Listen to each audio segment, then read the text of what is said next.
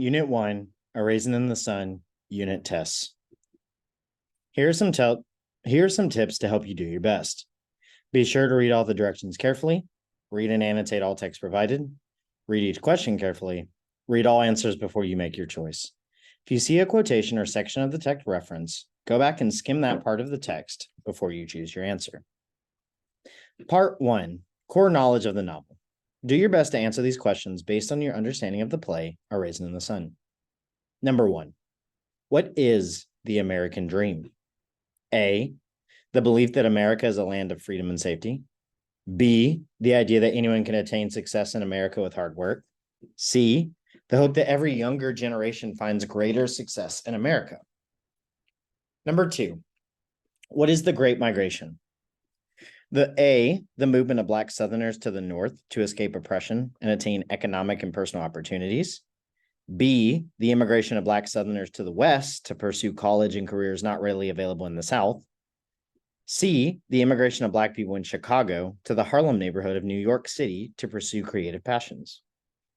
Number 3, what is the younger family waiting for at the start of the play?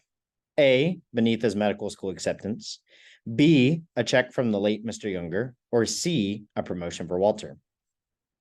Number 4, what does the Younger family decide to do at the end of the play? A, take Mr. Linder's money and stay in their apartment. B, refuse Mr. Linder's money but stay in their apartment. C, refuse Mr. Linder's money and move to Claiborne Park. Number 5, what is one theme A Raisin in the Sun by Lorraine Hansberry and Harlem by Langston Hughes share? A, choosing to chase a dream or ignore a dream can impact your life deeply. B, it's possible to lose sight of a dream, but then remember it later in life. C, dreams are not always achievable, but they are always worthwhile. Number 6, what is the definition of symbolism? You may use your own words. Example, green is a symbol for nature or health. Number 7, in 1 to 3 sentences, explain what Mama's plant symbolizes. There are many possible answers. Part 3, application in a new text. The excerpt below is from the beginning of a play called Mice and Men by John Steinbeck. In this scene, we are meeting the first 2 main characters, Lenny and George. Read the passage, then answer the questions that follow. Curtain rises on empty stage. A sparrow is singing. There is a distant sound of ranch dogs barking aimlessly, and one clear quail call. The quail call turns to a warning call, and there is a beat of the flock's wings. 2 figures are seen entering. Left or right, it makes no difference. In single file with George, the short man, coming in ahead of Lenny. Both men are carrying blanket rolls. They approach the water. The small man throws down his blanket roll. The large man follows, then falls down and drinks from the river, snorting as he drinks. George, irritably, Lenny, for God's sakes, don't drink so much. He leans over and shakes Lenny. Lenny, you hear me? You're going to be sick like you was last night. Lenny dips his whole head under, hat and all. As he sits on the bank, his hat drips down the back. That's good. You drink some, George. You drink some, too. George, kneeling, dipping his finger in water. I ain't sure it's good water. Looks kind of scummy to me. Lenny imitates dipping his finger also.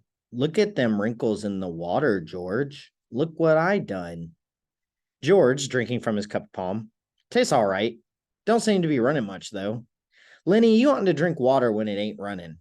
Hopelessly. You drink water out of a gutter if you was thirsty.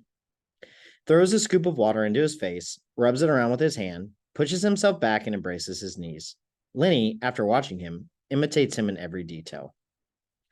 George, beginning tiredly and growing angry as he speaks. God damn it. We could just as well have rode clear to the ranch. That bus driver didn't know what he was talking about. Just a little stretch down the highway, he says. Just a little stretch. Damn near 4 miles. I bet he didn't want to stop at the ranch gate. I bet he's too lazy to pull up. Wonder he ain't too lazy to stop at Soledad at all. Mumbling. Just a little stretch down the road. Lenny, timidly. George? Yeah? What you want? Where we going, George? jerks down his hat furiously. So you forgot that already, did you? So I gotta tell you again? Geez, you're crazy. Softly, I forgot. I tried not to forget. Honest to God, I did. Okay, I'll tell you again with sarcasm. I ain't got nothing to do. Might just as well spend all my time telling you things. You forget them, and I tell you again.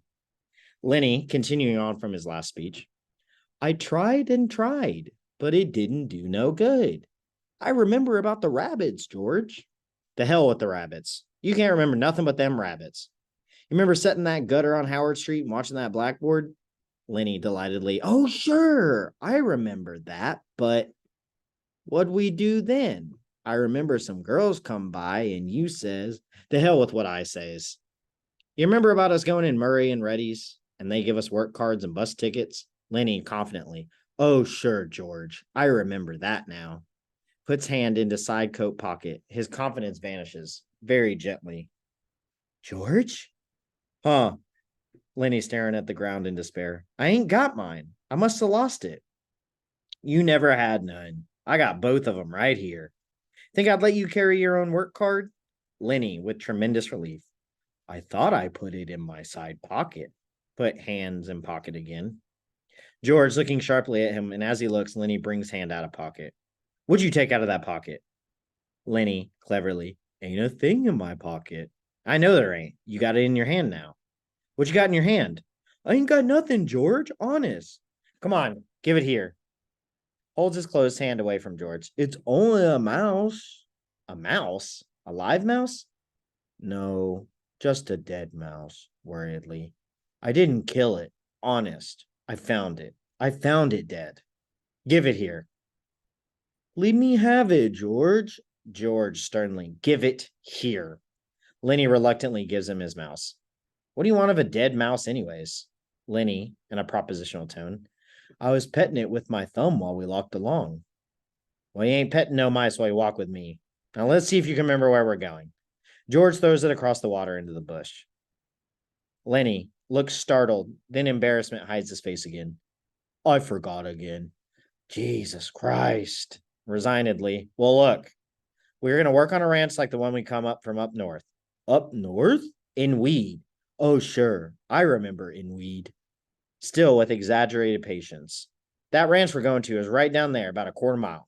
We're going to go in and see the boss. Lenny repeats as a lesson, and see the boss. Now, look, I'll give him the work tickets, but you ain't going to say a word. You're just going to stand there and not say nothing. Not say nothing. If he finds out what a crazy bastard you are, we won't get no job. But if he sees you work before he hears you talk, we're set. You got that? Sure, George. Sure.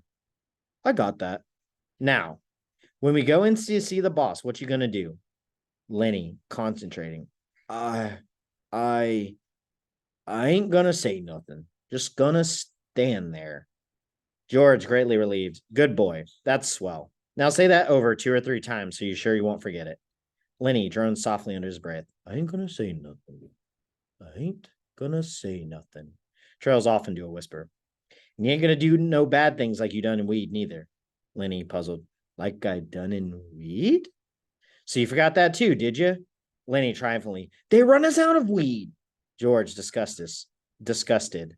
Run us out? Hell, we run. They was looking for us, but they didn't catch us. Lenny happily. I didn't forget that, you bet.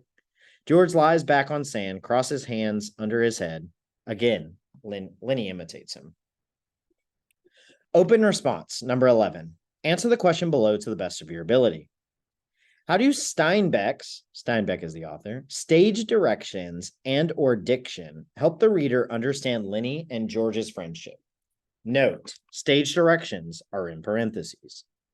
Steinbeck uses stage directions and diction to show that George and Lenny's friendship is... I know this because on page blank, the author writes blank. This helps to show that blank. Good luck, scholars. You may remove your headphones.